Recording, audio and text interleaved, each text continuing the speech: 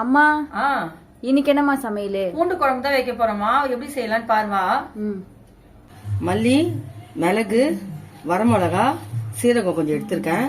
இப்போ இது நாலுத்தையும் போட்டு நல்லா வதக்கலாம்.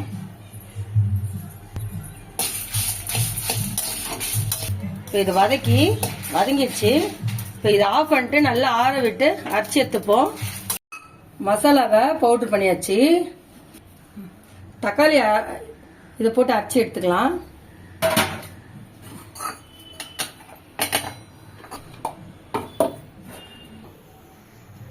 நல்லெண்ணெய் ஊற்றிக்கலாம். அப்போதான் குழம்பு நல்லா வாசனையாக டேஸ்டாகவும் இருக்கும்.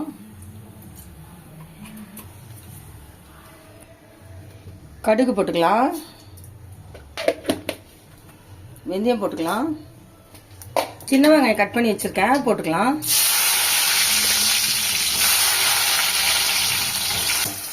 பாதி வதங்கிடுச்சு. சின்ன பூண்டு சேர்த்துக்கலாம்.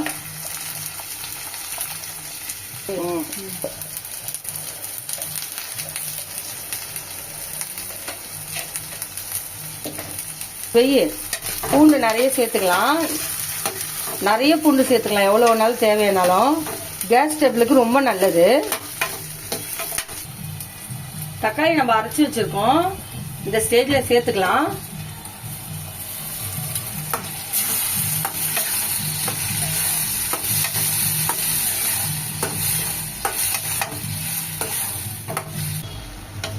நல்லா வதங்கிடுச்சு.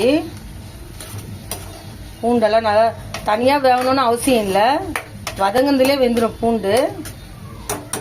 இப்போ நம்ம அரைச்சி வச்ச மசாலாவை இதில் சேர்த்துக்கலாம்.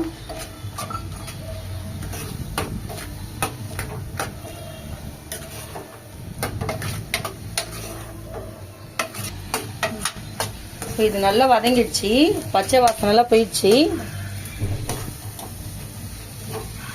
இது நல்லா குழந்தை பெற்றவங்களுக்கு கூட கொடுக்கலாம், தாய்மார்களுக்கு அவ்வளோ நல்லது. இது நல்லா பத்திய குழம்பு மாதிரி கூட கொடுக்கலாம்.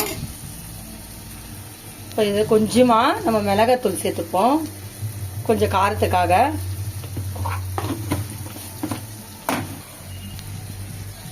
புளி சேர்த்துக்கலாம்.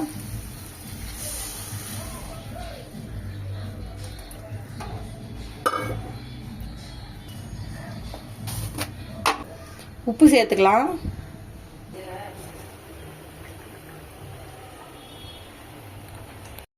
எண்ணெய் பிரிஞ்சு வந்துடுச்சு, நல்லா எல்லாம் கொதிச்சிச்சு, நல்லா சூப்பராக வாசனை வருது.